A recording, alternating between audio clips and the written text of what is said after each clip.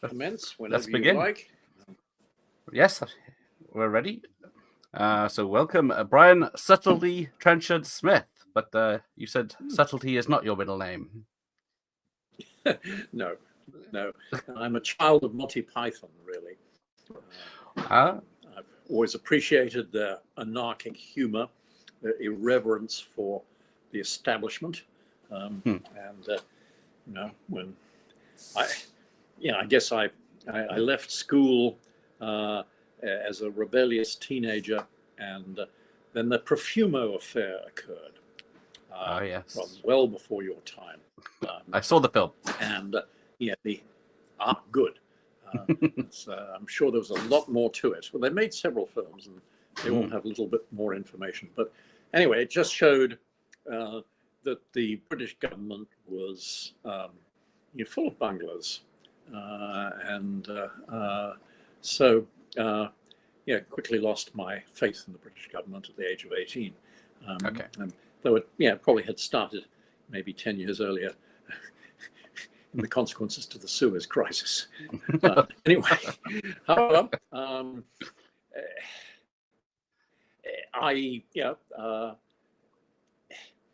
anyway, we have wandered from your point, possibly.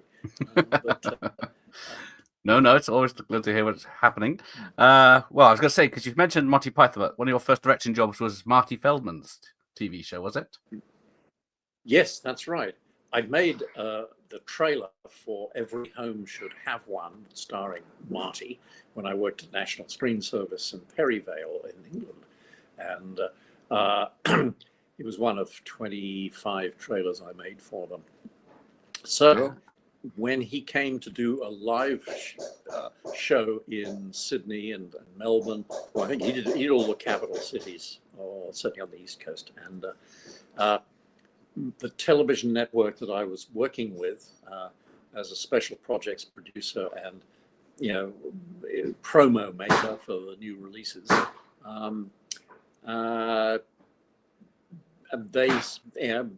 they gave me things to direct from time to time. And they said, well, we have an opportunity to shoot Marty Feldman's sketches that he's doing in his live show, which are all actually borrowed from his old radio sketches, and make a little TV special, Marty Feldman in Australia. And so I said fine, and Marty wanted to do he wanted to do things relating to animals. He particularly wanted to sing the Dr. Dolittle song that's Talk to the Animals. So we did a chunk of the 25-minute, half-hour TV special, as it turned out to be, at Taronga Park Zoo in Sydney. And where I shot him, doing chunks of the song, and going past different animal cages. The most hilarious moment was when Marty, who was wearing a cloth cap at one point, decided to improv next to the rhino's cage, and the rhino came up to the gate, and Marty hung his hat on the rhino's horn, and then the rhino moved away, and Marty tried to get into the cage to retrieve his hat and had to be restrained by the Taronga Park Zoo keeper who was accompanying us. So I love actors to improv, but preferably not with a rhino. No, that was a bit risky. And the keeper then rescued the cap. And anyway, so but that was my Marty Feldman experience. He was a nice guy to work with. We did his vegetarian sketch in a restaurant in King's Cross, Sydney, and that's the one where the vegetarian is the meat eater is affronting the vegetarian and telling him, have you ever heard the death rattle of a stick of celery, the shriek of the carrot when it is pulled out of the ground, cruelty to vegetables. Anyway, Marty was good at pointing at our various social hypocrisies, let's say. Anyway, Marty was fun. and was good to do comedy. I'm a secret comedy director. So whether I make anybody laugh is another matter. Well, you said that you make trailers. Yeah. Yes. Now, was it an effort back then because you had to splice it all yourself from the main film? No. I mean, the British Film Studio is a union industry. You cannot, a director or a writer couldn't actually touch celluloid himself. No, that would be crossing union lines. So, no, I always worked with an editor. He was my hands. I started editing myself, obviously, initially on 8mm film, and then on 16mm. And 3 weeks after I arrived in Sydney, Australia, I started working at Channel 10 as a news film cutter, which meant that I did actually handle the whole thing. I wound the film through a viewer and notched where I wanted to cut in, notched where I wanted to cut out, etc. Did the whole thing,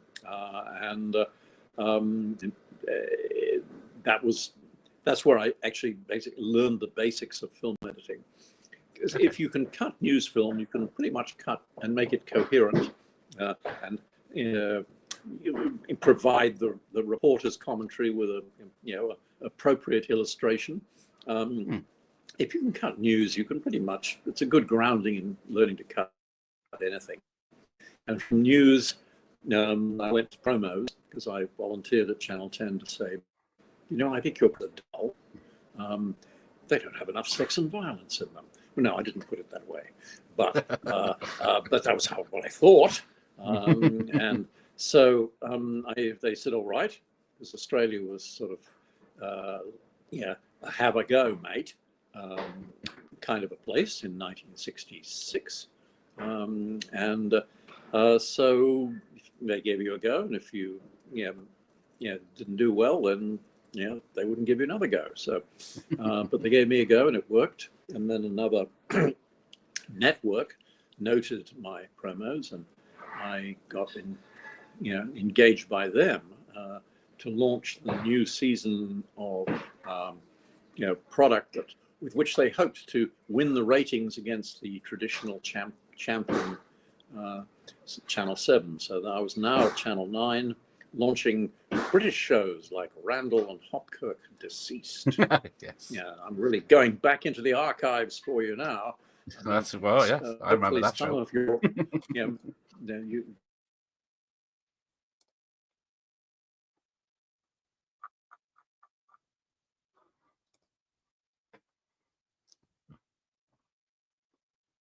Uh-oh, someone's cut through the wires.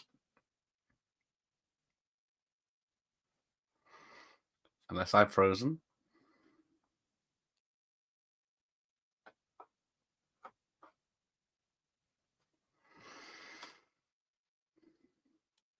Should we be back in a second? He's got some work to say, doing their floors up.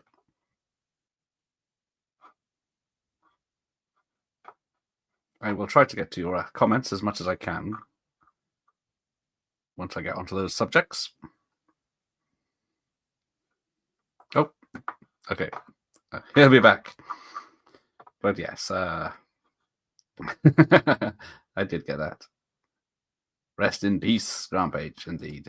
Sad loss to the stunt world. Hi, Terence. He's back again. I'm sorry, can you hear me? No, you're back again. Yeah, you froze for a minute and then... Sorry, there was we periodically have internet, Yeah, no worries. Bandwidth being triaged by the... because they have... anyway, never mind.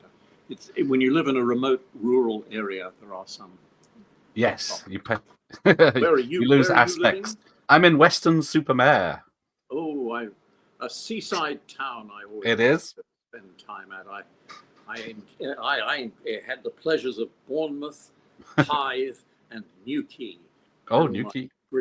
they were my British, my British seaside haunts when I was growing up in England. So when you went to Australia, were you a £10 pom or was it something else? Oh, no. My father was Australian. The Trenchard-Smiths had been in Australia since 1850. And my father joined the Royal Air Force when he was 20 in 1930 and served for 25 years. Nice. And I was the result after World War II. He came back from 4 years in Stalag Luft 3, where he dug for the Great Escape, but did not get out, and became, he was involved in the sort of intelligence network, supporting the escapes, and in both Oflag 6B and Stalag Luft 3. Very nice. And but failed to get out in the Warburg wire job, fell through the wires, between the wires, and was 6 away from getting from the before they shut down the tunnel. In the Great Escape, but just as well as they did shoot 50 of them. Anyway, so that's how I came to England, and at 19, having found that it was very hard to get into the British film industry because you had to be a member of the ACTT, and if the Technicians Union, you could join the BBC, but there were very limited spaces available for the BBC. Well, when will you be back? Sorry, my wife. A couple of hours. Very much. A couple of hours. Well, I can probably survive. Okay.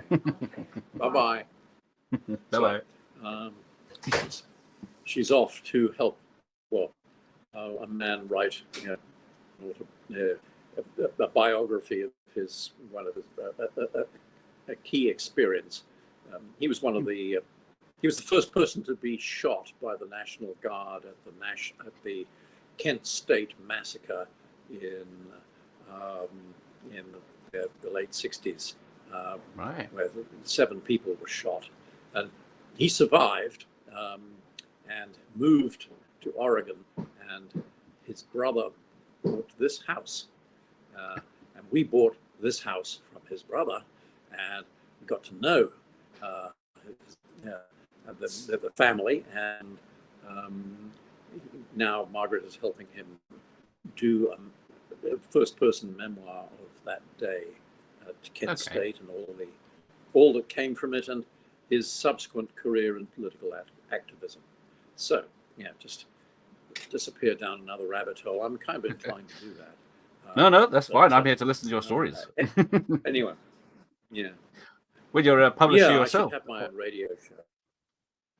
Well, yes, I've written a work of outrageous fiction, Alice Through the Multiverse, which I'm sure you have not read.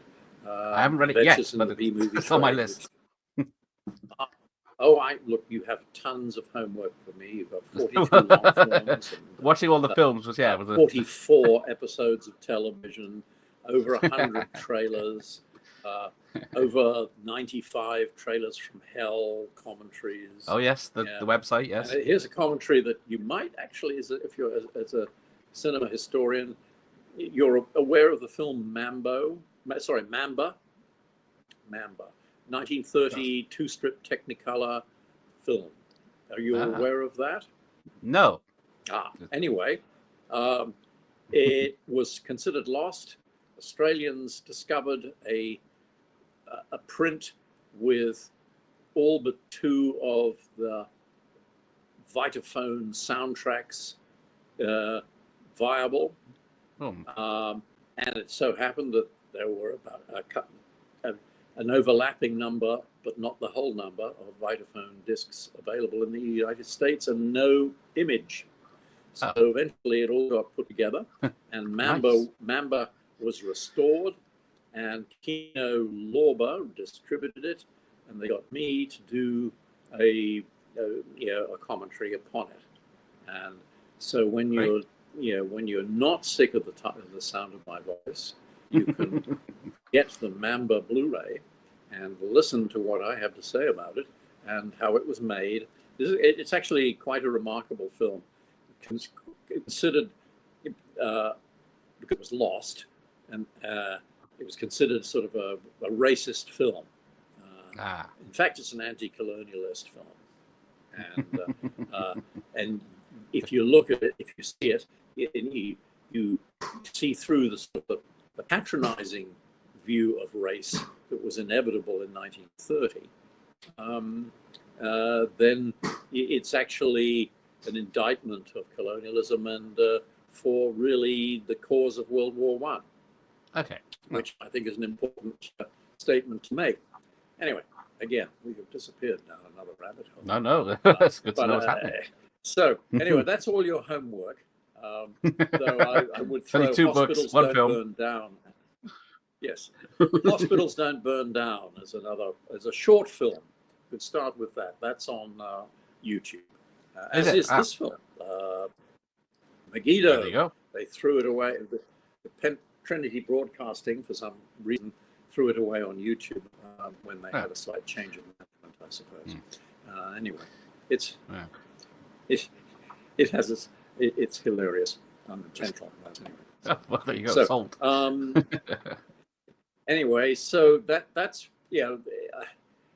as I was, when you're 18, 19, and you've done a couple of plays at school, and you've written, produced, and directed a review and made people laugh, then you think that by 20 you ought to be directing Ben-Hur 2 or something. And I didn't go to film school, obviously, but I did make 8mm films at school, including the film that the school commissioned me to make, which I did ran 40 minutes and had a synchronized tape recorder soundtrack with lots of epic scores on it.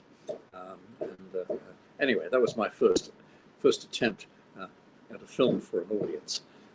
Anyway, so fast forward, and I realized at 19, I need to branch out. Why don't I go to a country, of my father, which has no film industry, but it does have 3 commercial television networks and a government network.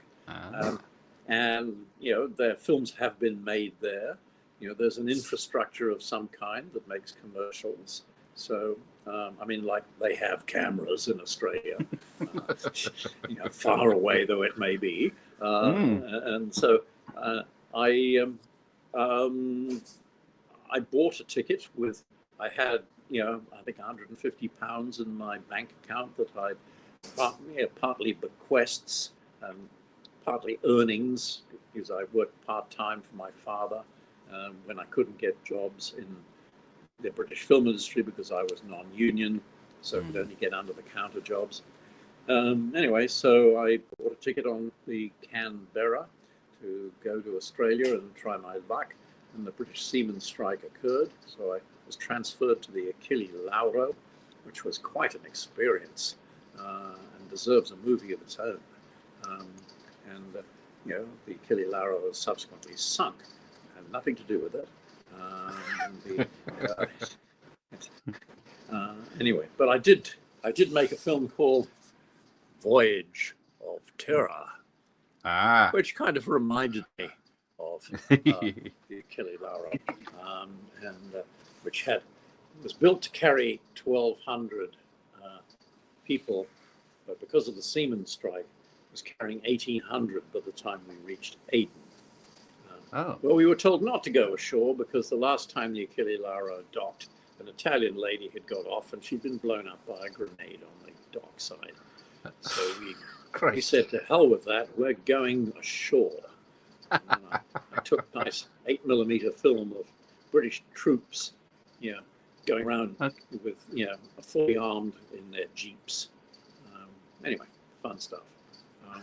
On to Australia, got the job, just blundered into a TV station and said, I'm the greatest thing since sliced bread, and I can do this, I can do that. Because I had written a reference for myself on the letterhead of a company that I had worked for as the worst clapper loader they had ever employed, I believe. But they kind of liked me. So I wrote this, knowing I was going to Australia. I took went into their office, took a sheaf of a roll of a piece of Reflex Films Limited paper, wrote a glowing reference of, this is a bright, young man, served us well, can do this, can do that, well, sort of, but also sort of accidentally, have the magazine in the changing bag collapse, and you have to sort of come and put it together again. Horrible mishaps that can occur to a young clapper loader as he learns the trade. Anyway, but they liked me anyway, and they signed my reference. So I blundered into Channel 10, presented this reference, and they had a couple of vacancies. One was for an afternoon newsreader, but I was far too plummy for the Australian news programs of the, far too public school. No. Yes. This Australia, mate. No, you sound like a fucking pom. Jesus, can't have that. However, we do have. We're going to need a news film editor next week because one of our guys is leaving, and we need another. Need a fourth person in the news and documentary cutting room. So I said, I'm your man, and I was duly given a shot. Luckily, and I hope this happens to everyone who was in my similar position, just starting out, getting a first chance. Wonderful lady, Penelope Curtis is her name, probably not with us anymore, but who knows? I hope she is, actually. She took me under her wing and said, this is how you cut news. And she told me lengths of shots. Very rarely do you put in something under 2.5 seconds.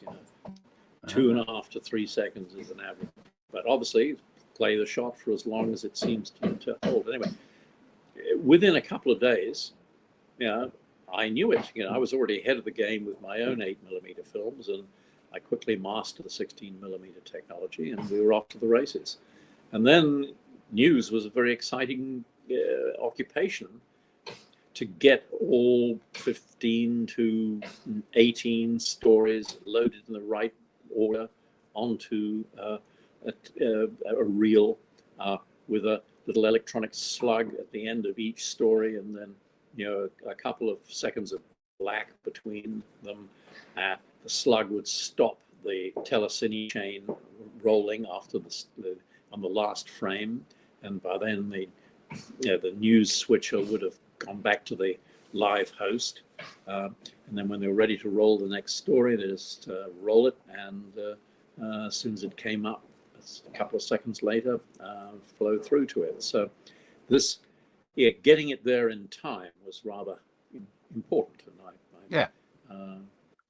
So that was fun. And then I said, your promos are dull. And they said, okay, after you finish your news shift, why don't you make a few? So I did. And then I went on making them. And then the overtime I was making, they began to realize I was actually getting as much money as some senior management was taking home. And didn't like that. So they wanted to put me on a flat rate. So that's fine. But then I looked elsewhere, and then I moved to Channel 9, who gave me a shot.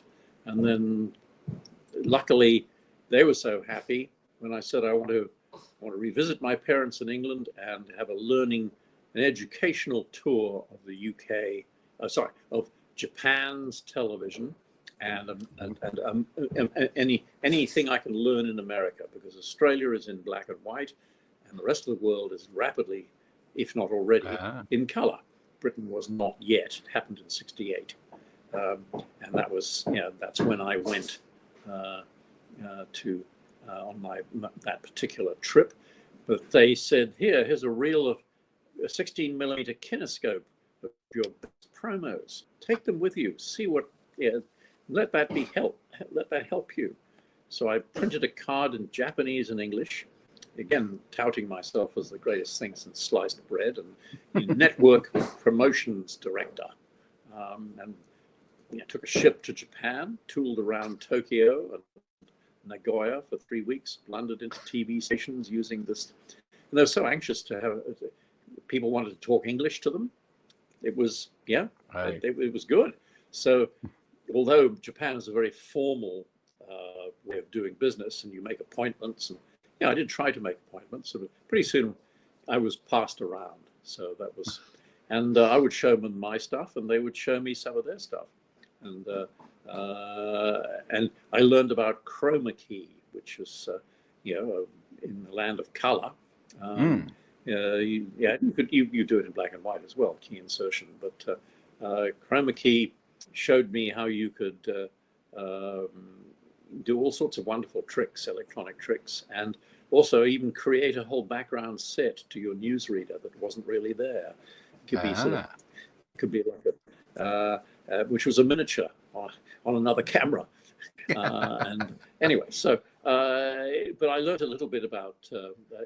I furthered my education, and also visited studios, and then on to Hawaii by ship, and then I visited more TV stations there, and then on to LA, then on to San Francisco the night that Robert Kennedy was shot, and I landed to a rather devastated America, and kind of the way part of America feels at the moment, really, and really it was quite a tangible atmosphere. That morning, I got in at 6 in the morning, and had to cool my heels and wait to get a flop house I could get into on my $50 a week budget to tour the United States for 2.5 months with a Greyhound bus ticket, unlimited bus travel, and then $50 a week. Sleep in movies, sleep in Greyhound buses, occasionally take a hotel to recuperate. And so I circumnavigated America, and then zigzagged across the middle, little quick diversion into Canada, and just blundered into places, and amongst which was National Screen Service, who made 70% of the world's trailers. And I said, hey, look at my stuff. And they said, oh, how could you get away with all that violence on television? My goodness. And I said, well, there was no one to stop me. Well, there were, but they hadn't quite woken up to it yet. Right. And so they were more concerned with cutting things out of programs or films in the kind of conservative Australian censorship of the day. I mean, any Hammer film that was then released to television, in the late 60s, would have all the juicy bits cut out. And so, but anyway, so I made, as a result, they said, when you're back in England, go and have an interview. And I had an interview with the world's greatest trailer maker of the day, Esther Harris.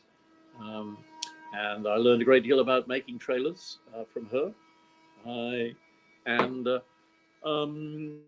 apologize for the buzzsaw. I don't know how loud it is for you. Sounds like a mosquito. Quite loud for me. Oh, good. Well, they're gradually working their way to the door to the garage, which I've turned into my pool room office. But anyway, so I think the mosquito has temporarily died. That led to 25 trailers, and then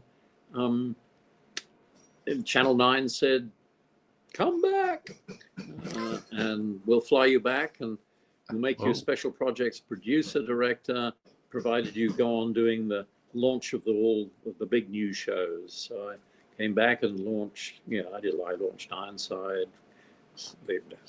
Star Trek, Time Tunnel, Mary Tyler Moore Show, and a whole lot of stuff, and started doing film sequences for musical shows, and that, yeah, a glorious 2 years, during which I started to make dramatized documentaries there. And then one of those caught the attention of a man who owned a furniture store who wanted to get into show business.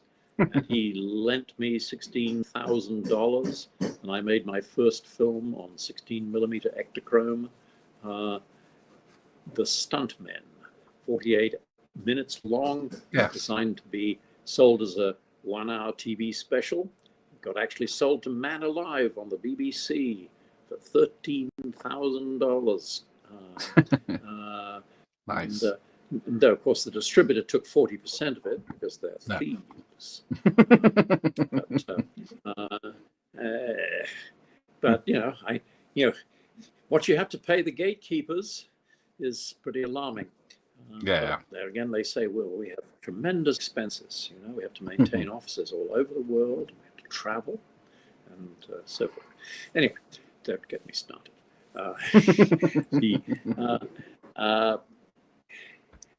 Yes, there's a. Anyway, we. I got a lot of practice therefore at Channel 9, and then I went independent, made this film that was independently financed. At the end of the day, he got his 16,000 back, and we split about 30,000 in profit after distribution. The costs of supplying 16mm prints at 400 a pop, Right. But we did okay, and that was proof of concept that I could deliver a saleable product, and so it was quite easy for me to, get the next few dramatized documentaries going, and during which I wrote The Man from Hong Kong, albeit under a different title. You see, I want to do a spoof of, I want to do a fusion of kung fu movies with a strong dash of James Bond, and who better to give that dash than former James Bond George Lazenby. And I wanted to do it with a good deal of satirical humor. So I wrote a script entitled Yellow Peril, not realizing, of course, that irony is not always grasped by people who might think that really they might, So my attempt to actually draw attention to the marginalizing of Chinese people and Chinese culture could actually be intended as an insult. This is something Raymond Chow pointed out to me gently when we had our first meeting when I submitted the script. And he said, no, we have to change that title. I understand what you're trying to do. Our Chinese hero is mocked and undervalued by the Australian cops. And, no one, I think, has ever quite, put racism on the screen the way I did in 1975. Australian racism, let's say.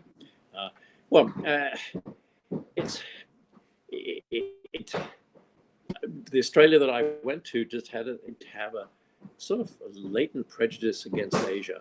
Part of it stemmed from the fear of the coolie invasion in the early 1900s. The white Australia policy was to keep out these Asians taking Australians' jobs. Then World War II managed to get Australians to conflate all Asian people with Japanese people, and those Japanese people committed atrocities. So there was a kind of, a totally misplaced, at the very best, a lack of understanding of Chinese culture or appreciation for it. Anyway, so I thought, what about if a Chinese Dirty Harry, because there are Dirty Harrys all over the world, sure there are in England, if Chinese Dirty Harry comes to Australia on a routine extradition, things go pear-shaped, and he decides to go after the local Mr. Big without authorization, and generally wrecks the place. and I wrote it to a format of one action scene, one dialogue scene, one action scene, one dialogue scene. Get the exposition sandwiched neatly between long action set pieces, which is actually, part of my philosophy of filmmaking. Not necessarily as strict as that, I will have several scenes between action scenes if they advance the story and characterization. But I knew that my story was linear. I was making a live action Tom and Jerry where people bash each other a lot and drop anvils on each other's heads. And, what the audience has come for is a hero, basically bringing down the bad guys and wrecking property and punching everybody out along the way. And we like our problems solved, and here's a guy who could do it. But I was going to have fun with some of the sort of absurdities of the genre a little bit, but also to really celebrate the excellence of the kung fu genre and capture its appeal for the audience. And I've been involved in as a consultant. Another thing I took on after going independent from Channel 9, I became a consultant to the Greater Union Theatres and their distribution arm, and I wrote or created a movie magazine for them that I sold out after 6 years, but continued for another 20. That was called Movie, and Movie 72, 70 till 78. Anyway, there are a few copies that can be found in the world, and the National Film Archive of Australia has all copies.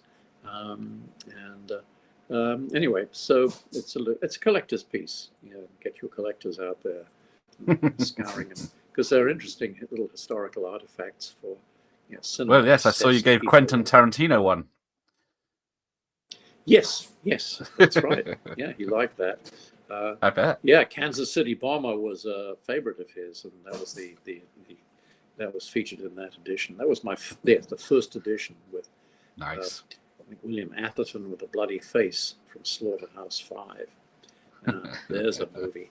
Why don't we we need to make more movies like that. Exactly. We need more imaginative movies. Though I unfortunately had to see it at a midnight show once, where I think the projectionist wanted to go home early, and he dropped the penultimate reel. And suddenly, bang! We were on Planet Trumfalador. I forget how to pronounce the name. Trumfalador, or anyway, with beautiful Valerie Perrine, and anyway, so and I guess he figured it wouldn't make. And it didn't make any sense to him, and so won't the audience even notice? I don't know that projectionists can be funny. People who've gone to an 11 o'clock show, I guess they get what they deserve. Well, yes, it's the end of the night. It's got a long drive home. Anyway, so that was fun. But for some reason I went down the Slaughterhouse 5 rabbit hole. But yes, the magazine. So I consulted for Greater Union, and they put me on to helping to popularize the Bruce Lee movies, and that led to me creating this world of kung fu documentary, promotional documentary. Before the Broadcasting Control Board woke up to those, I managed to make about 5 of them as qualifying Australian production entertainment, as opposed to imported entertainment, which earned less points. Why not? Well, any way I could, get programming on the screen was my attitude. I made the 3 one-hour television specials about movies called Big Screen Scene, Part 1 and 2, and the first one was Movie 72, and then there was Big Screen Scene Part 1 and Part 2.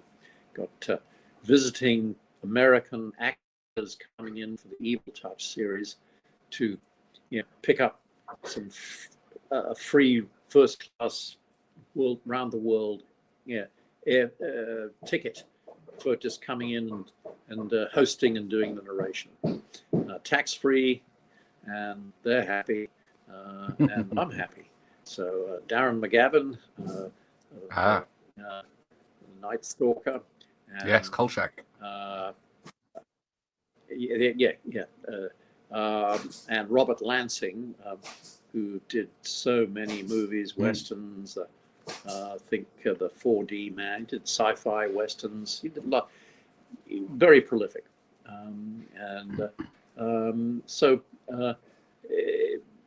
those were that I made those at Channel 9, and so I knew how to make clip shows, so I made the World of Kung Fu and then Kung Fu Killers to help launch the Bruce Lee movies in Australia, and they played as documentaries on television. Isn't that good?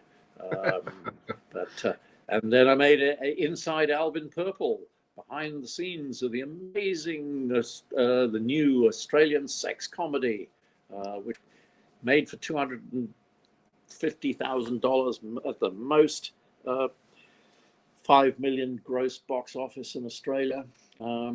Suddenly we started the R rating in Australia, which, films were largely uncut, and middle class couples were coming out to see these new R-rated movies, some foreign, Swedish movies, and it was so respectful. It was respectable for a short while to explore this new world of continental cinema and of course homegrown. Of course, quickly other filmmakers they did the ABC of Love and Sex in Australia and Australia After Dark, and stuff like that, and a study of pornography, which allowed people to pontificate about pornography while showing titillating glimpses of it. For 25 grand in 16 millimeter, blown to quickly in the grindhouses of the downtown capital cities. They quickly got their money back. Anyway, I made The Love Epidemic, a rather bizarre comedy venereal disease movie. What's more funny than that? One of those. Not too many of them, really. Yes. Yes. Well, I made it for 50 grand, including the blow up to 35 mil, and I think it had a gross film rental of 350,000. I made it on a flat fee, of course. Okay. But there you go. But look, it was all good experience, and this is all going on while I was trying to sell Man from Hong Kong, and eventually I got it going, and we made it, and luckily it clicked worldwide. It was harmed by its R rating in Australia, but I wouldn't cut it. I guess if I had that decision to make over again, I would have cut it, because it might have added $200,000 to the Australian box office if it had got an M rating and not an R rating. But I wanted the very things that you didn't see in other people's movies. The groin kicks, what we call the squirrel grip moment. Where, Jimmy Wong Yu grips. Anyway, and I milked that for all its absurdity. But you wouldn't have seen the hand grab the testicles. You would have seen the British cut, I think, which reduced it considerably. But there's the full cut, the X certificate cut, because all the three sectional staff work in the gymnasium fight that had to go because soccer hooligans might pick up three sectional staffs. Good luck with that, fellas. You hit yourself in the head. Yes. Anyway, so long story short, that led to more movies in Australia, and then I tried my luck in America, and Stunt Rock was the first of my American-made films, and then I entered a bigger gladiatorial arena. I went back to Australia to make 7 films in the 80s, but I could see the writing on the wall by the end of the 80s. The kind of genre films aimed at the international market that I was making were no longer fashionable or even politically correct, so more sort of culturally enriching and socially meaningful films were getting more the investment. So I again went back to America to start again, and then luckily found I entered the gladiatorial arena and survived for the next 25 years, when the client base that I had been servicing, which included Showtime for a while, because the CEO of programming liked me, and Regent Entertainment, an indie film a company that pioneered the gay and lesbian network Here, the Here channel, where we're queer and we're here, I think was the plan. Right. And they made dual purpose films where they made, their philosophy was that their objective was the normalization of gay characters in movies. It's already had started with Bill and Grace, and lots of progress had been made. But they said, there's an audience out there for basically B movies, slightly absurd B movies. Why can't they have a gay hero or a lesbian heroine, where you don't make too big a deal out of it, but it does give the relationships is a little more sort of bite, so to speak, and any issues thereof.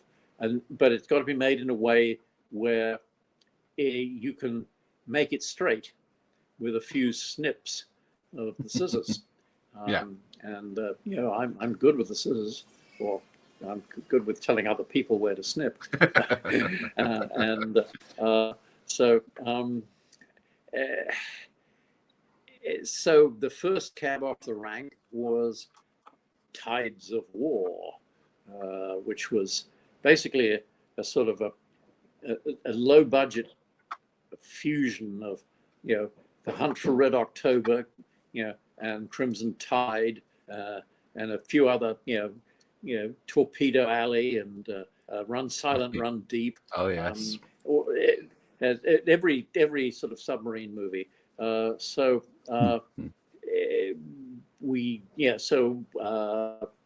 was fun. Shot that in 15 days in Hawaii, and we made it in 2 versions. The submarine commander was having a relationship with his executive officer, and they lived together. And then the executive officer is killed in the first battle with a North Korean submarine. And don't ask, don't tell was the rule in the U.S. Armed Forces. And so he could not tell anybody, or his grief had to be hidden.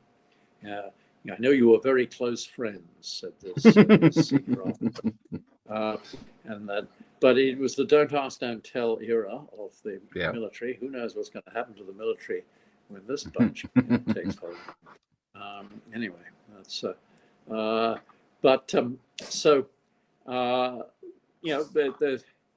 it was an interesting story, but by deletion of about or shooting alternative dialogue for about 4 scenes and deletion of a couple of intimate moments of kissing in a pool, it went from gay to straight,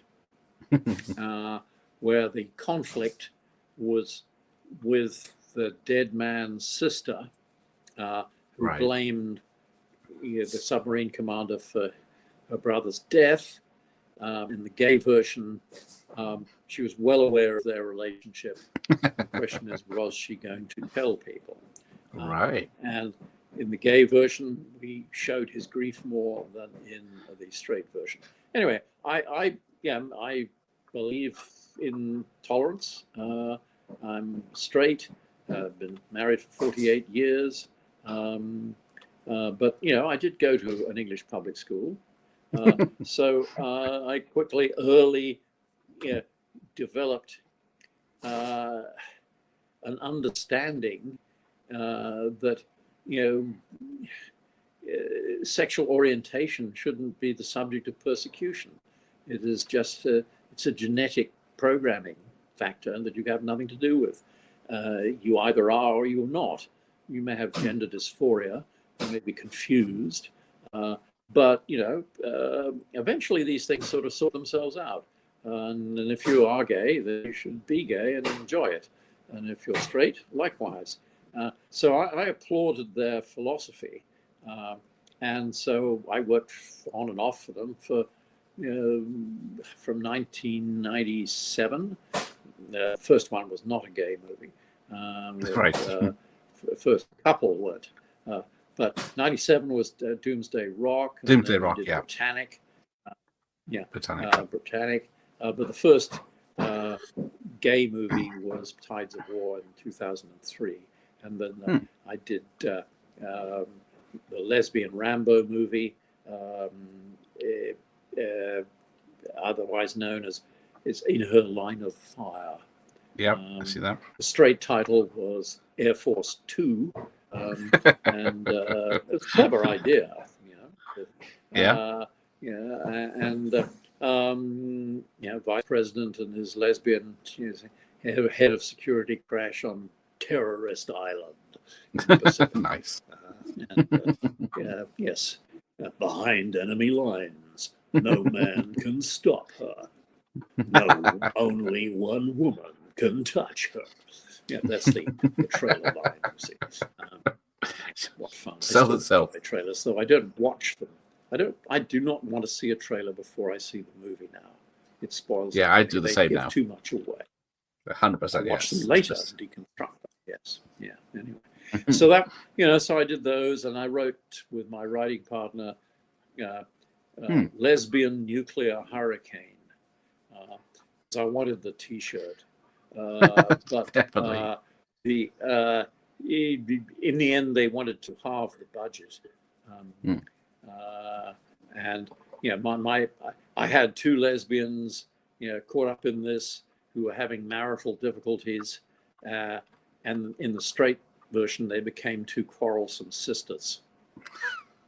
So that worked. But anyway, but in the end, I didn't end up doing it because they wanted to halve the budget, and I think they made a mess of the script. I never actually saw it, but Lesbian Nuclear Hurricane. That would get a Well, you see, you couldn't put that title on in the no. Maybe Could get a different audience. Anyway, there you go. Well, my lesbian Rambo movie was done in 14 days. And that was a struggle. Oof. 12 days in Auckland and 2 days in Vancouver, where we had the Air Force 2 cabins. Right. Anyway, so that was fun. So look, I have prattled on enough. So you should probably ask a question, and I'll try and to stay on. Well, I've got some questions from my subscribers for you, who are big fans of yours. Yeah. Trouble in the store. I know. They like me, so they like you as well. So it's similar. Good. So we've got DMC Campbell. Now, I don't know what you feel about Kiwis. He's from New Zealand. He enjoyed Leprechaun 3. Oh, you like Kiwis? That's good. And Night of the Demons 2. His question is, was there ever a discussion about filming the events leading up to Leprechaun being trapped in the statue? Because that's not how 2 ends. I'm sorry. Yeah. No. I mean, dovetailing sequels, it's always it's a question. How should you bother or should you not? I would say I took over the script of Leprechaun 3 with my writing partner, and we took the basic sort of story beats and rewrote it to be better, and put in a whole lot of new stuff, and have the Leprechaun speak in rhyme and limericks, and it would allow me to do silly things like for playing me that trick, I'm going to chop off your, and then the axe lands between the man's legs. Missing John Gatins, luckily, because he went on to a screenwriting career. He wrote Flight. A lot of people did okay out of the Leprechaun franchise, Jennifer Aniston being one. Friends. Yes. So, anyway, so there was no answer. We didn't. I mean, Leprechaun 2, which was intended to be Bride of Leprechaun, didn't work out as well as they thought, shall we say. Okay. And Warwick Davis told me that they didn't do enough with him. They kept him in his makeup, waiting to make occasional appearances out of the shadows where he lurked a lot. And he didn't think they could. They made enough use of him. So I said, I want to make a great deal of use of you, and I'm going to be doing all sorts of things. And he loved it. So I think Leprechaun 3, I think with us, if you don't really, if the predecessor was not as big a success as the first of the Leprechaun movies, then I think number 3 was right to go in a new direction and just sort of imagine that, he's done terrible things to a whole bunch of other people, but someone has now, as always, managed to imprison him in something. We don't need to know who did it or how. So hence he comes out of the statue and expresses his affection for Indian food. And we have fun with the Indian pawnbroker. Shot it all in the Ambassador Hotel before it was pulled down a few years later. This is where Robert Kennedy was shot. All right. Now Robert Kennedy Jr. is going to do all sorts of things in the United States health system. Yes. Remove the fluoride from the water. Yes. Interesting.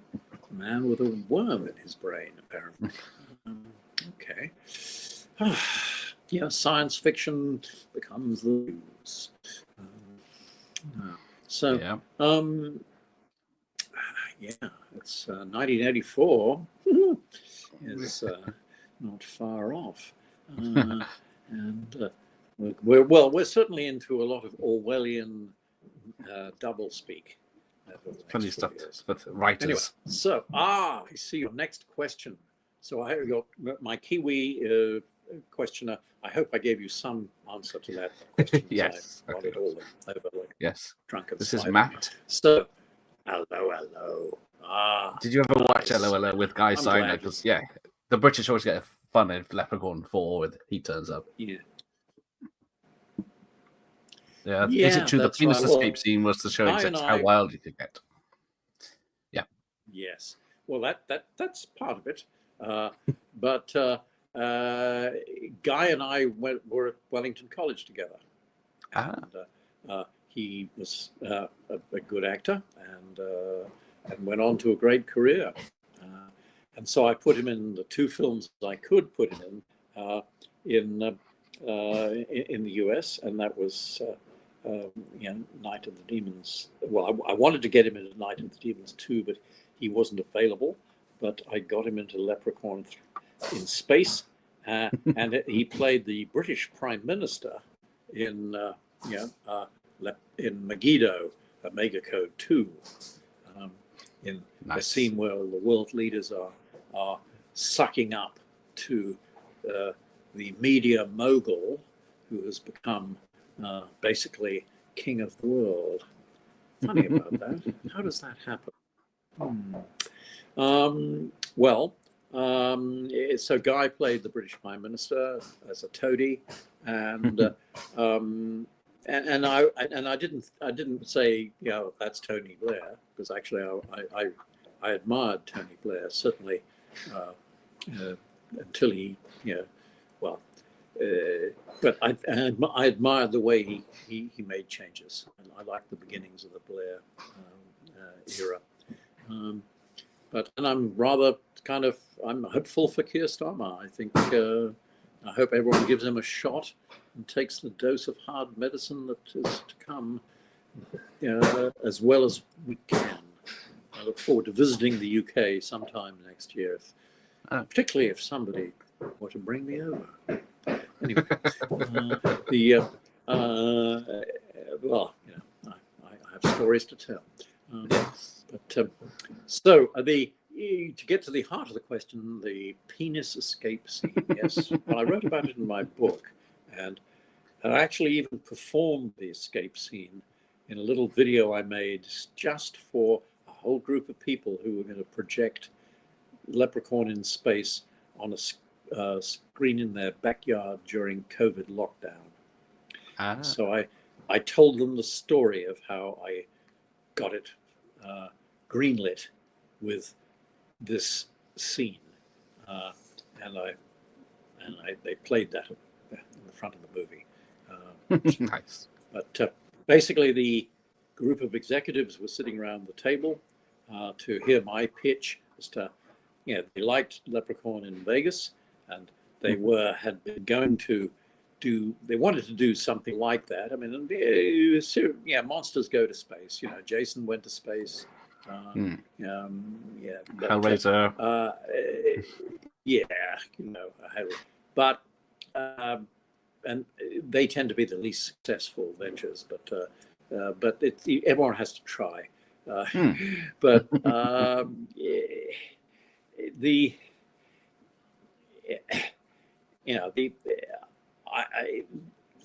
head of the company said to me, he had 3-4 executives around, and including actually someone who Jonathan Cormac Martin went on to do the Deadpool movies. So when he was a rising executive at Trimark, then he left, and he eventually ended up in that franchise. Fellow. Anyway, he supported my view. But I was asked, what is the best scene? What do you say is the best scene? Well, I think, we'll give you a version of the chest burster scene. He said, well, that's been imitated many times. I said, not like this. What if, one of the Marines thinks they've blown up the Leprechaun, they piss on the body as the ritual act of triumph, and then this, suddenly we see with a CGI shot a little green, flashing pellet run right up his urine stream, with shooting him from behind as he pisses. Oh, shoot! Oh, it's back. To have lost a bit of power. Okay, now the power came back on again. Anyway, the temperature around the table, there was a bit of a reaction to that, let's say, body parts are one thing, urine streams, on the other hand, are another. Yes. And so I said, look, so when they get back on the spaceship and the sexy Marine and the hunky Marine decide to go down and get it on in the cargo bay, and she puts her hand in his pants, and he says, not so rough, you want to take it home with you, and suddenly doubles up in pain, and suddenly the Leprechaun erupts from his pants and lands in front of him and says, next time, my lad, you should use a proper tactic. And there was kind of a stunned response from the table. And then the boss said, sir, the Leprechaun comes out of the man's penis. I like it. Yes. And so we were greenlit. And it is a scene that people do want to play again and again. And the trick was to do it without blood, because if you did it without blood, it would be funny. But if you put blood in it, so hence, we made sure it was. I think we get away with it, and we used a false floor below where the Marine sits to. And then false legs, and we were able to get the Warwick up that way. You do it in stages. There was a the initial emerge of fingers, and then clawing open, and then up comes the hat and the head, and then get them up to the shoulder level. Get a reaction shot from poor Debbie Dunning. What did I do? She confesses later she thought it was her fault because she was the one who gave him the boner.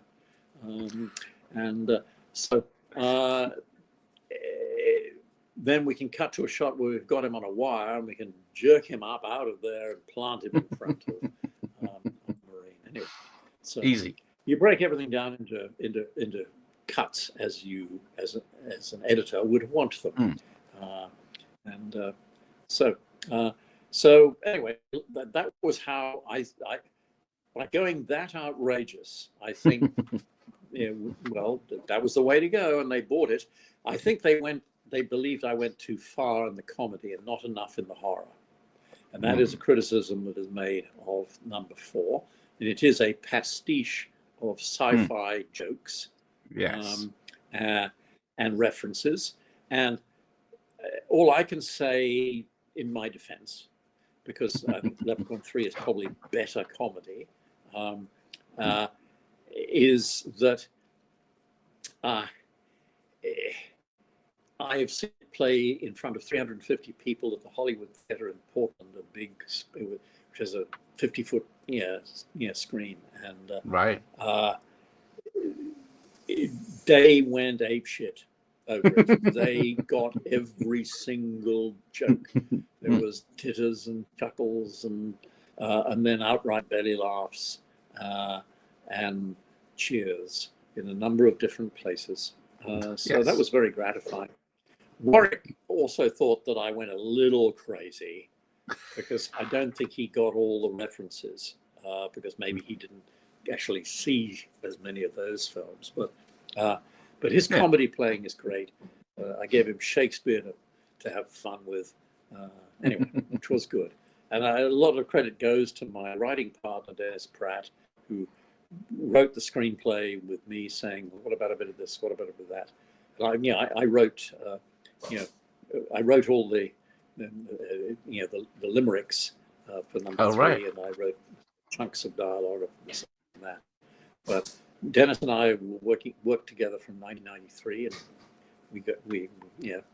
we share credits on a number of things, and he had several of his own, and we still have some script we've written together that we'd really like to do, but I am 78 years old. I'm therefore considered past my use-by date, and confined to cinema lectures and books. I'm writing My Father's War, which is about my father's 30-year career in 25-year career in the Air Force, ending up in attached to MI6, and mainly in a coordinating fashion. It was a logistical supervisor, I think, the particular area functions of Project Robin. Anyway, so there. Very good. Anyway, it could be a documentary, but I've just been sort of I've been test writing some on my website, but nobody reads my website, so it doesn't really matter. But I have another copy that I'm refining separately. I guess I should take that down, my first draft. Anyway, so I've written that. Still want someone to have the brains to see the. Yeah, if you want to, I'd rather you wait till I will send you the refined copy. Okay. And Cool. your opinion as to what I should do with it would be valued. Okay. I'm right at the end. I'm trying to wrap up. I've got to get to the last 2 pages. Have got to, bring all my points to a satisfactory conclusion. Right. Okay. But it's a journey through, the 30s, the 40s, into the early 50s, from an Air Force perspective.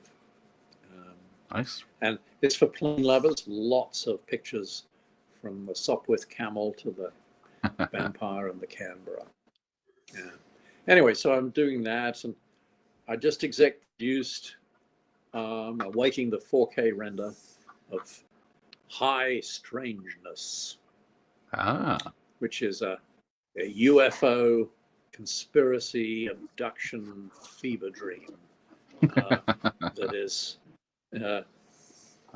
It's part experimental, but it's, I think, accessible if you're interested in the subject matter.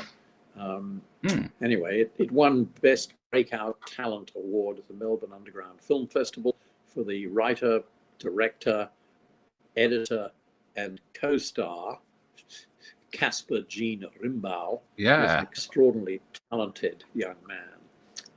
Well, not young anymore, I suppose. But anyway, I'm waiting. Worked with him when it was a 2.25 hour film, and I've helped him get it down to about 85 minutes, which is plenty long enough. And it's like it's an experience. So I'll be interested to see what people think of it. It may be too experimental for people, but I know there's a huge audience out there of people who are fascinated by the whole UFO, and to see this. Basically, it's a horror movie, but it's there's a bit more to it than that. It's a plea for mental health, or it's a plea to show the dangers of conspiracy theories on mental health. And but it also raises the whole issue of, something is out there, and there are unexplained phenomena, and maybe there's a lot of rubbish, but there's a kernel of truth, and there's certainly enough evidence that we are not alone. So I would have thought there would be a few million people who would want to buy that Blu-ray. So I'm guiding the producers in their sales. We have a potential distributor in Australia, but I'm looking for a worldwide distributor who can put it on a platform where people pay a couple of bucks to see it, or let's say put a couple of bucks in the pockets of the people who make. That's the key, of course. How do you put your precious child into the machine and hope it comes out with a profit? Yes. Times have changed. Because the gatekeepers, yes, everyone wants they want content for free.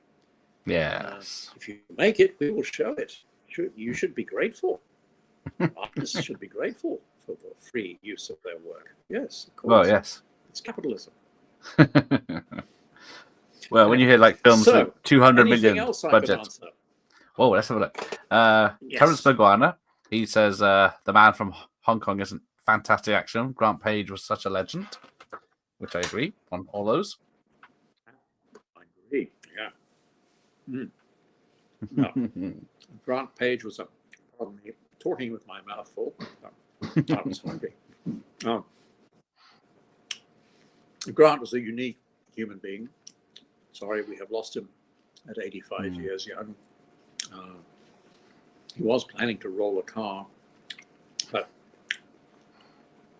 when he was 90, he said, "I'm going to roll another car when I'm 90." But didn't make it. No. But he had a unique gift to,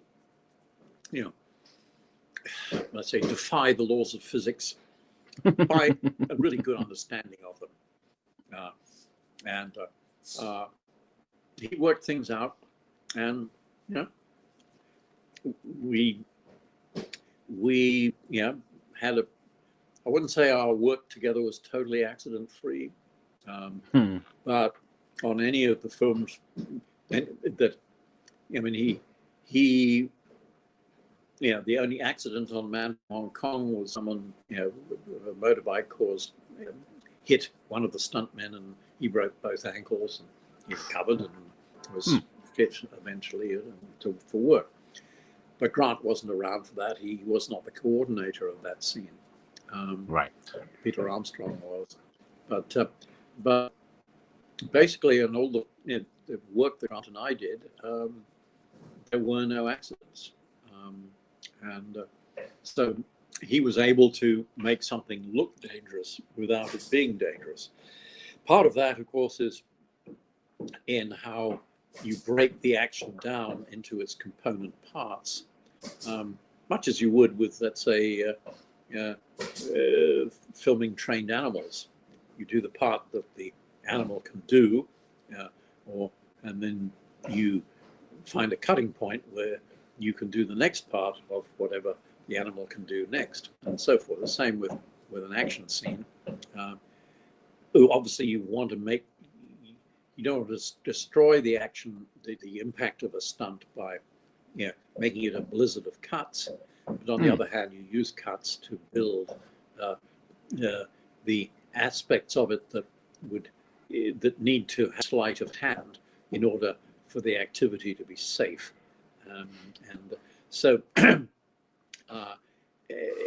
you by experience learn how to do this, and what are the individual components, and what is the glue that will make them all joined together in a fluid way, in one motion at least, even if it's broken up. So ways to do these things. Now CGI, take someone, on a wall, have it.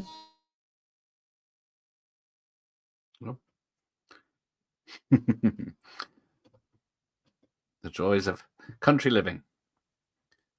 Just wait for him to come back. So yes, I'll try to get as many questions as I can. Yes, indeed.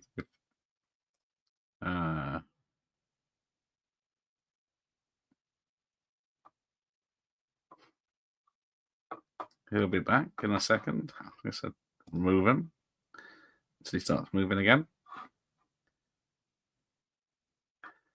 Yes.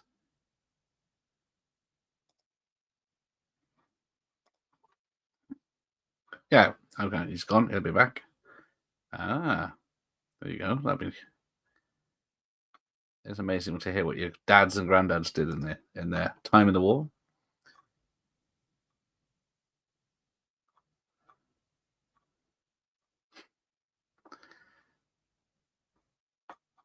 Right, I'll just wait for him to come back. I'll try and get to as many questions as I can. And if he comes back,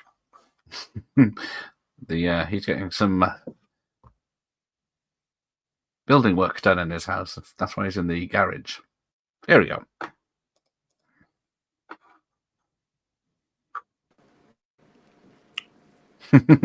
Back again. I'm sorry, we lost signal again.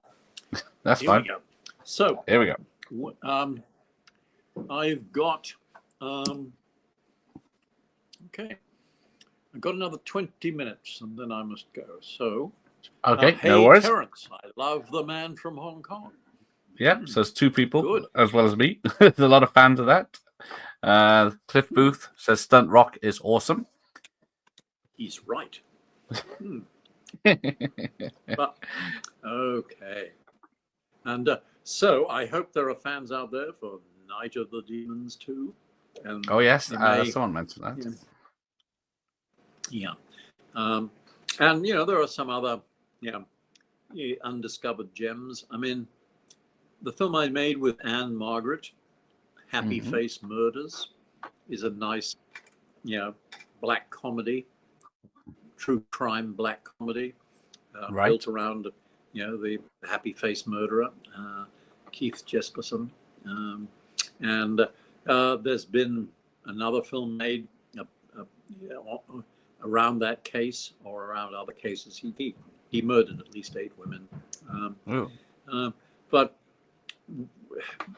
when I was at Showtime, one of the films I did for them was Happy Face Murders, where it was a project in turnaround, and I said, "Hey, this is good. Let me work with the writer and see if I can make you like it more." And I put, I said, he's a very good playwright. I didn't have to write a word.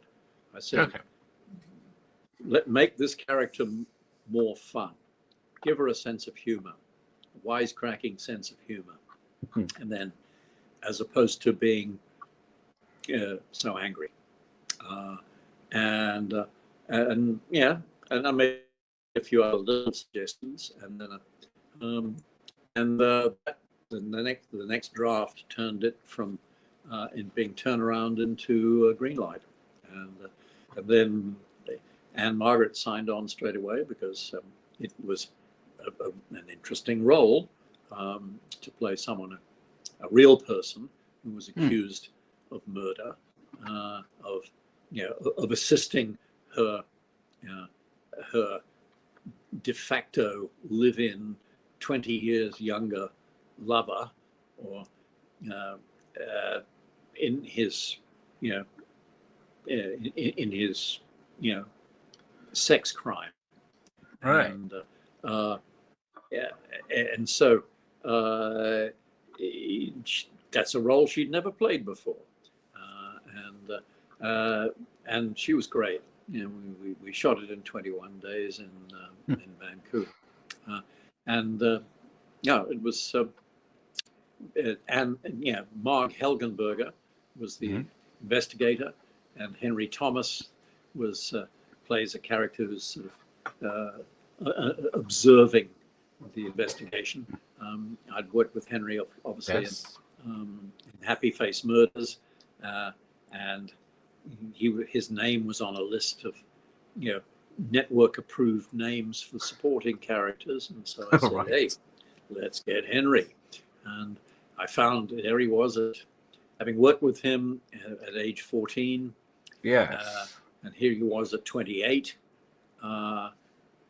Every bit as decent a guy at 28, unspoiled by fame. And so it was a pleasure to work with him. And I did see him a couple of years ago when we did the Blu-ray, did some extras for the Blu-ray of Frog Dreaming. And for those who are really Frog Dreaming obsessives, you should look for an Easter egg on the Blu-ray of Frog Dreaming, which Henry and I are engaging in an epee duel. Right. Well, we're both swordsmen, and so I used to do all 3 weapons. He was big on broadsword, and would probably be much better than me at broadsword, certainly probably by now. But I in my day I was a vigorous and aggressive epee fencer. Came 9th in a thin year in the 70s, over 70s nationals in Portland back in 2017. So there. Anyway, but gymnastic chess is fencing. Right. I have yet to make a great sword movie, though The Duelists, there's a great sword movie. And of course, naturally, the Chinese and the Japanese have made their fair share of great sword movies. Yes. Anyway, so what else can I answer? Right, we'll go for a few of them. Now, let's have a look. Now, I can't find one because, yes, why does Frog Dreaming have so many names? Okay. Go Kids, and I think it's got other names as well. There's The Quest. No. Well, the Goonies is made after Frog Dreaming, I think. And it was made after BMX Bandits and Frog Dreaming. So I think there was a slight controversy when Entertainment Weekly suggested that BMX. Well, anyway, that Frog Dreaming was a rip-off of the Goonies. It's not. No, it's not even close. The poster they used, yeah. But naturally, to promote the film on Blu-ray, they ripped off every aspect of the Goonies artwork. So I get it. So I understand the resentment. But look, marketeers will do whatever they can to get you in for that first week. Oh, yes. And lie, cheat, and steal if necessary. We need to have that opening weekend, have a strong box office result. So that's why trailers give away too much in order to lure you in. Yeah. So we'll take some people being very nice to you. So Brian Trenchard seems super awesome. He's made so many great movies. How's that? Well, thank you very much. But I mean, I'm just one of thousands of people who make great movies. The list is endless, I feel I've had a very lucky and privileged life, and I got to play with expensive toys with other people's money, and generally I made them. I made it their while. Not huge profits, but quite nice little profits.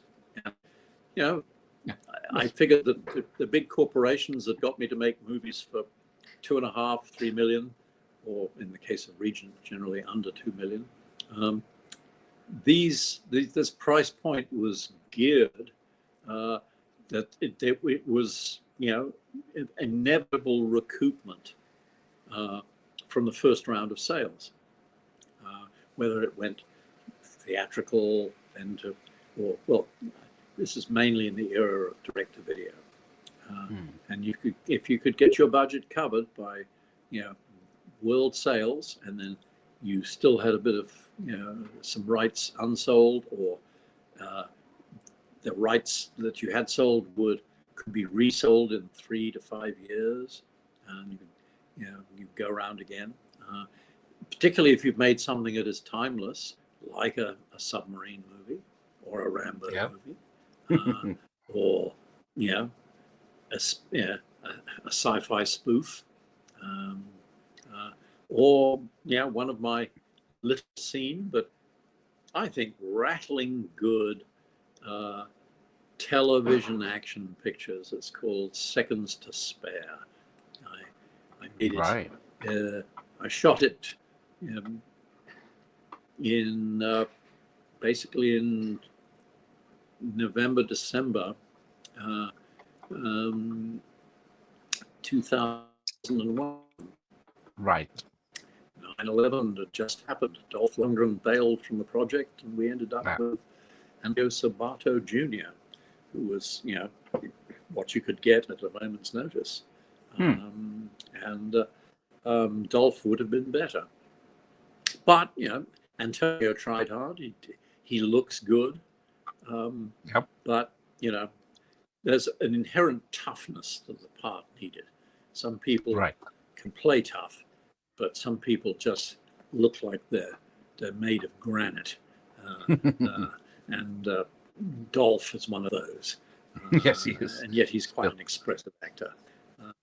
Anyway, but we didn't get him. What a pity. But anyway, it was a 20-day picture that I shot in Queensland. Trained Me, Die Hard on a Train. And it was shown once on the USA network. That when the cable network. Anyway, it's now turned up on YouTube for free. Okay. But I mean, it is. You could say it's a silly movie, but it does actually have some poses some questions about terrorism and about fanatical ideology. What if even in a good cause? I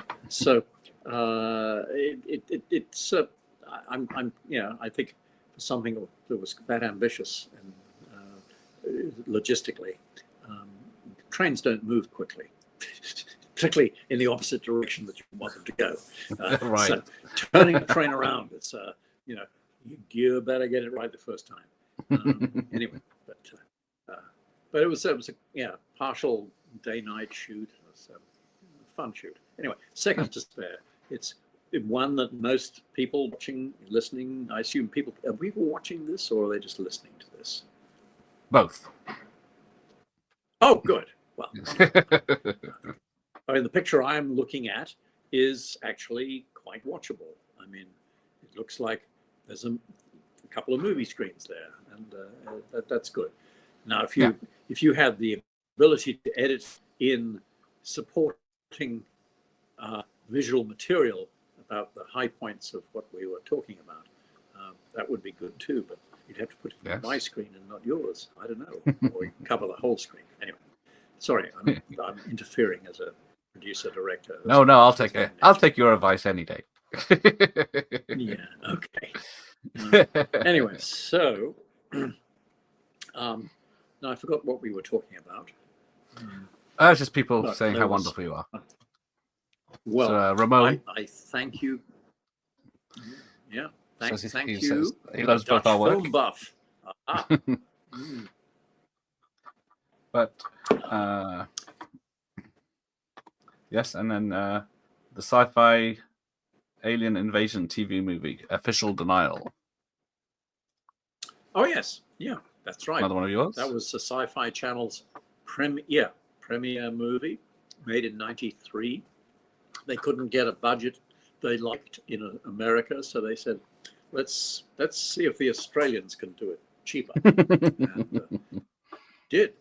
So for 2.2 million US, I think we did quite well. Now you can obviously this is 93 era CGI, right? Australia hadn't reached the level of development that Cameron had got by then, but it did the trick, and it had heart, and some people it's silly and sentimental, but it's overall a nice film that deals with the alien phenomena. So I'm glad someone singled that out, who's obviously seen it somewhere in the world. It certainly had some play off in the US, and it had a VHS release in the US. So it's around. Nice. Tell you what, it's almost time for you to go. Okay. Well, would you like to continue this in the new year? Sure. I've got a lot of questions. Well, please, let's make a date in the new year, and we can run through anything, and maybe there'll be some new developments then. And, we'll go from there. That would be good. And I thank you and all your fans for your interest in my work, because there are lots of good filmmakers out there that deserve examination, and they're cropping up all the time. I'm actually seeing some really good directing work on television. My recent binge addiction. Sometimes the best way to go to bed is to have 2 to 3 hours of a particular series, and then you do it maybe. I got through the Lincoln Lawyer series in basically 10 days, all 3 seasons. I just did the third season last week. Yeah, I just did season 3 last week. what an interesting cliffhanger. I suppose it was inevitable he would have to be framed for murder. And the whole thing is so well cast. It's so, and early in season 3, when his place was burglarized for the first time, the use of extreme wide-angle lens to show the disorienting effect on when you first see your wrecked, upon. I just, then a director is thinking. when you see a lens choice, and look, some directors, and I've been one of them, have used lenses badly, or have gone way overboard in the wide-angle lens. This was absolutely a perfect way. There was a curvature to it, but it gave a disorienting effect when coupled with soundtrack. And so now they spend more money on these shows. Yes, for a bit more time, and that show is a love letter to LA. And I spent 1990 to 2015 living in LA, so I both love and hate city. I hate the traffic, I hate the tension, but I love its vitality. I love its culture. I love its multiculturalism, and so. And I lived close to Koreatown when I lived there. All right. So, anyway, so it was, Lincoln Lawyer is great. The Diplomat is great too. I haven't seen that yet. Season 2 of The Diplomat. That's coming up. So really interesting developments in this latest season. It will not be a spoiler. Okay. Well, look, is there one final thing before we wrap up? Ooh, good. Well, I guess I'll go with everyone else. We love Night of the Demons too, as well as. Oh, yes, I am fond of it too. My daughters of darkness. One of them is gone. Poor Zoe Trilling. She died in her mid-50s. She gave up acting. Acting was rough on her, and acting can be rough on actors. It's a punishing profession. You enter it to seek the approval of an audience, and you get 90% rejection. Unfortunately, so. But what a cast, and some of them came back just to do guest shots for nothing in Leprechaun 3. I mean, Zoe, Merle, Christy, they and Christine. They came back. To be, our father, the priest from the Night of the Demons too. Yes. He brought them along as to the casino as his wenches. Anyway, so and Christine served behind. Anyway, so it was nice. It's nice when you get along so well with your cast that they want to know you afterwards. Anyway, there you go. Well, look, thank you very much. It's been a wonderful. No, this has been fantastic. Thank you. Sorry, but before we go, tell me, how are things in the UK, and for that matter, in the UK film industry? Do we have a film industry at the moment? It's mostly independents, I think, doing all the good work. Right. Mm-hmm. Well, it's like people crowdfunding. Using the big studios. I see. I watched The Franchise. I've watched a couple of episodes of The Franchise. I presume it's showing in England. So that's using 11 of them, I suppose. But what is going to happen to all that studio space? Yeah, I can't think about it because there's no Bond film anytime soon. Nope. And most places are filming in Scotland or Liverpool or somewhere like that when they want old architecture because London's too expensive. Yes. Yeah. Well, do you think in the new austerity, arts funding is really going to be cut to the bone? Yeah, that's the trouble, isn't it? Because every time they mention that, it's the first thing that goes, isn't it? The arts. Yeah, that's true. Yeah. But Australia benefited from the government investment because, of course, unlike Britain, it didn't have really a feature film infrastructure or a trained talent pool. It had to be created, and that meant government funding. Well, of course, governments just don't do that anymore. But it created a film industry that is, managing to soldier on and produce occasionally some good films. So, anyway, so good. Well, look, nice to talk to you. And to you, sir. And I look forward to a visit to the UK. That someone else will fund. A man can dream. Yes, come back. I'll do the lottery for you. Have a weekend of well, I'd like to give cinema lectures and show some film.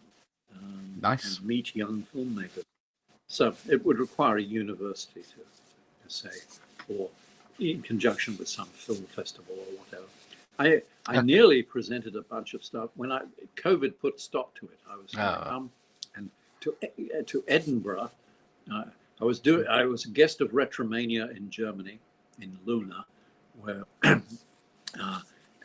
some of my films were shown, and I spoke to people, and then I got COVID, and the plan was for me to come to Edinburgh, and where I would present a weekend of my films for a particular Edinburgh film club, and they put me up in a hotel and give me the train fare from Waterloo to Edinburgh. And I thought, hey, that could be fun. Anyway, but unfortunately, COVID put a stop to that. That's a nuisance. Well, look, thank you very much, and No. I look forward to talking to you another time. And what are you going to do now? What is your otherwise gainful employment? This is just for fun mostly, but it's building, interviewing such wonderful people as yourself. But got a 9-to-5 job myself. What is that?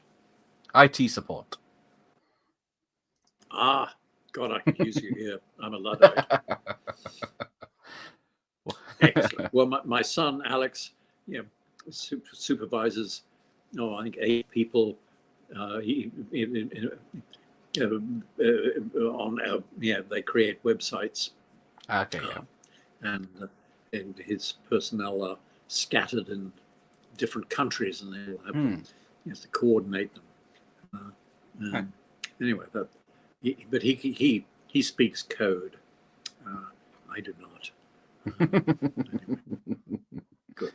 Well, look, thank you very much for your time. No, I hate this a has been chat, great. as you know, and I look forward to our next conversation. So I will say goodbye.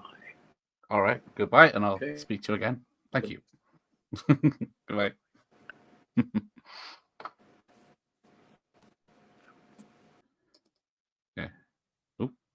There we go. So, yes, thank you. Hopefully, be back again another day. So I'm going to get ready for bed.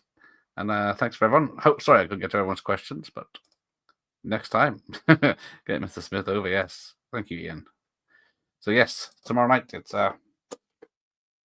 Heartbreak Ridge with Clint with Hefe. So we'll see some of you then, I hope. So there you go. Yeah, fascinating. He was very,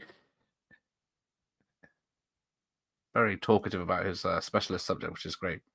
So yes, night, Ian. So thanks again. Yeah, so probably be back in the new year, hopefully, and then because I've got loads of stuff to talk about. Because anyone that's seen his filmography, like he said, he's been working the last 50 years, producing, writing. So I've got to catch up on more of his films. I do recommend Sahara, the TV movie he did with Jim Belushi. It's quite good as a war film. Then also The Siege of Far Base Gloria, another fantastic Vietnam film he did with Ali Ermey.